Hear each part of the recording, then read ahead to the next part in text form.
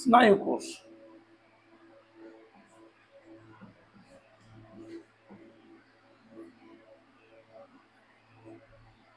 স্নায়ুকোষ অঙ্কন করার পদ্ধতি, যদি আমরা স্নায়ুকোষকে পর্যবেক্ষণ করি তাহলে স্নায়ুকোষ মূলত দুটি অংশ নিয়ে গঠিত, কোষদেহ ও তার লম্বা প্রবর্ধক অ্যাকশন। কোষদেহের মধ্যে আরো ছোট ছোট কিছু প্রবর্ধক দেখতে পাওয়া যায়, যাকে ডেনড্রাইট ও ডেনড্রন বলা হয়ে থাকে। তো প্রথমেই একটা ষড়ভুজ আকৃতির চিত্র অঙ্কন করে নিতে হবে।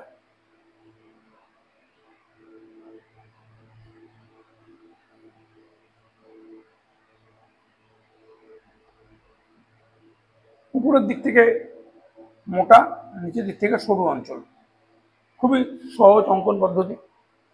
এবং এখান থেকে কিছু এরকম প্রবর্ধক বেরিয়ে গেছে বাইরের দিকে, যাকে আমরা প্রান্তবুরুষ বলছি, এবং তার নিচের দিকে এরকম কিছু গোল বলের মতন অংশ এঁকে দেবো, একে প্রিসাইন্যাপটিক নব বলে।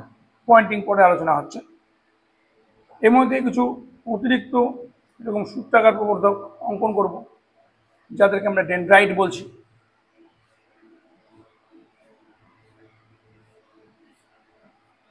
এবং এখানে যে তন্তুময় অঞ্চল রাখবো, যাকে অ্যাক্সোলেমা বলা হয়।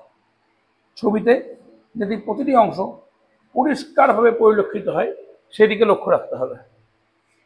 এখানে একটা নিউক্লিয়াস আঁকবো, নিউক্লিয়াসের নিউক্লিওলাস এবং অল্প স্বল্প ক্রোমোজোম জালিকা। চারিপাশে একটা দানাদার অঞ্চল আঁকবো, যাকে নিজেল দানা বলা হয় থাকে।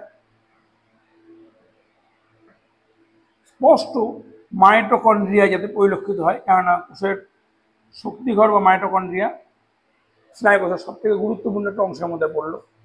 তাছাড়া কিছু দানাদার প্রোটিন এবং রাইবোজোম, একটু মোটা মোটা বড় বড় দানা করে রেখে দিলে রাইবোজোমকে বোঝায়।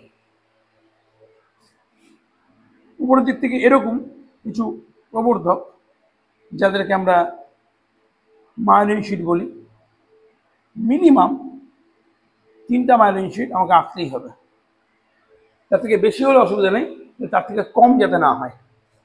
এবং সেই মায়োলিন শীট ডবল লেয়ারে থাকে, মানে দ্বিস্তরীভূত। এটা খেয়াল রাখতে হবে কিন্তু সবসময়, যে এটা কিন্তু দ্বিস্তরীভূত হবে।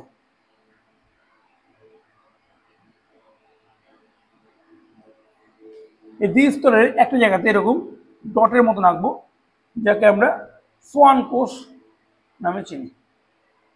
এবং মায়োলিন শীটের মাঝখানে কিছু যোজক থাকবে, যাকে বলা হয় র্যানভিয়ারের পর্ব। এ হচ্ছে একটা স্নায়ুকোষের চিত্র। এবার পয়েন্টিং করার সময়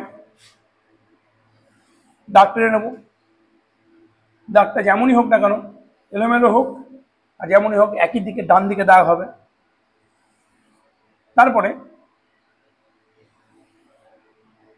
আমাদের একটা স্কেল বসিয়ে রাবার দিয়ে মিটিয়ে ফেলতে হবে।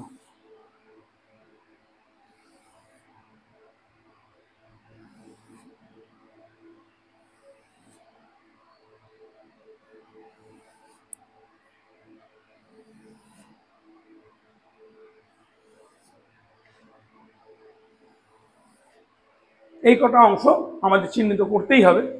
নিচে ছবির নাম যা দিতেই হবে। তো প্রথমেই এই অংশের নাম হচ্ছে ডেনড্রাইট। এই জায়গার নাম হচ্ছে ডেনড্রাইট।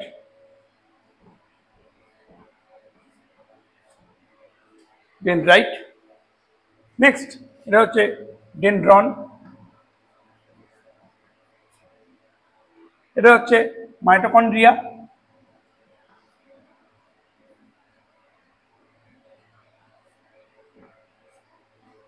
তারপরে নিউক্লিয়াল দানা।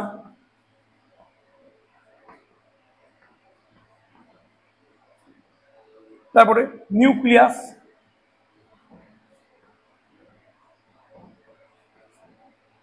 তারপরে রাইবোজোম। তারপরে অ্যাকশন অ্যাক্সোলেমা,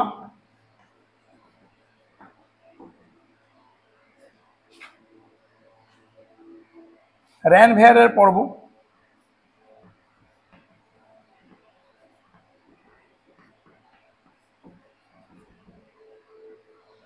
সোয়ান কোষ,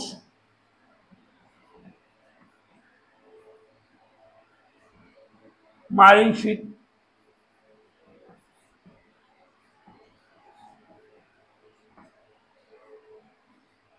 প্রান্তব্রুশ,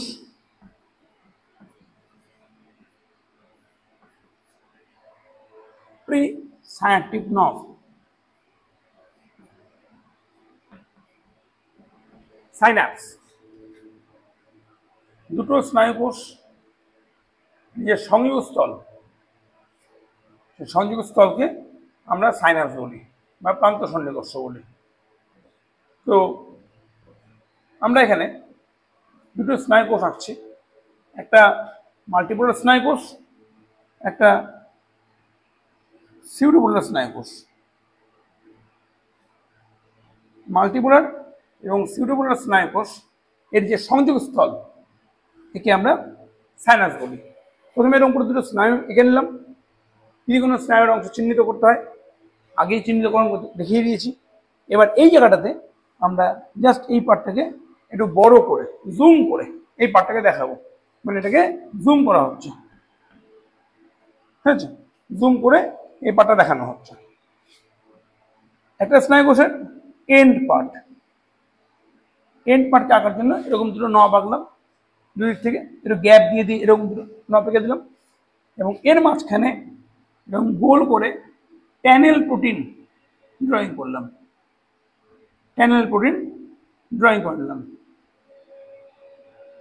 তিনটা মতন ট্যানেল প্রোটিন এখানে ড্রয়িং করলাম। আর একইভাবে রিসেপ্টরি যে নিউরনটা রয়েছে, অর্থাৎ একটা স্নায়ুকোষের শুরুর অংশ, সেটাকে আঁকলাম। এবং এইখানেও এই জায়গাটাকে আবার দিয়ে মিটিয়ে নিলাম। একইভাবে দুটো বা তিনটা এরকম গ্রাহক অঞ্চল বা রিসেপ্টরি অঞ্চল তৈরি করলাম, এবং সেখানেও একইভাবে ট্যানেল প্রোটিন ড্র করে নিলাম। এখানে এরকম করে ট্যানেল প্রোটিন ড্রয়িং করা থাকলো, ঠিক আছে? আশা করি বুঝতে পেরেছ। এরপর এখানে কিছু গোল্লা গোল্লা এরকম ড্রয়িং করলাম। এগুলোর মধ্যে আছে হচ্ছে নিউরোট্রান্সমিটারের যেগুলো ক্যারিয়ার, সেই পার্টটা। তো নিউরোট্রান্সমিটার এর ক্যারিয়ার বা যে তোমার ভ্যাকুলগুলো, সেগুলো অর্থাৎ সাইন্যাপটিক ভ্যাকুল, সাইন্যাপসের যে ভ্যাকুলগুলো থাকে সেই ভ্যাকুলগুলো এখানে আছে। তো একে বলা হয় থাকে সাইন্যাপটিক ভ্যাকুল, ঠিক আছে? সাইন্যাপসের মধ্যে অবস্থানকারী কিছু ভ্যাকুল, আসলে বোঝা যাচ্ছে। তো এই ভ্যাকুলগুলো এখান থেকে পরিবাহিত হয়ে এই পথ দিয়ে এসে, এখান দিয়ে এসে এই পথ দিয়ে পরিবাহিত হয়ে কোষের আভ্যন্তরীণ অংশে প্রবেশ করে। তাহলে এটা হচ্ছে এইখানে কিছু কেমিক্যাল কম্পাউন্ড থাকে, যাকে আমরা বলছি সাইন্যাপটিক এলিমেন্ট বা সাইন্যাপসে অংশগ্রহণকারী কেমিক্যাল কম্পাউন্ড, নিউরোট্রান্সমিটার। তাহলে এখানে রয়েছে নিউরো ট্রান্সমিটারগুলো, মানে অ্যাসিটাইল কোলিন যাকে বলা হচ্ছে। এটা হচ্ছে সেই সাইন্যাপটিক ভ্যাকুলগুলো।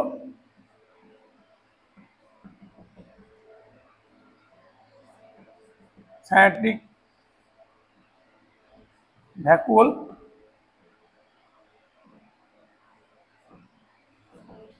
এটা হচ্ছে গ্রাহক অঞ্চল, আর এই জায়গাটা হচ্ছে সাইন্যাপস। এরকম করে আমরা সাইন্যাপস ড্র করবো। আশা করি বোঝা গেছে।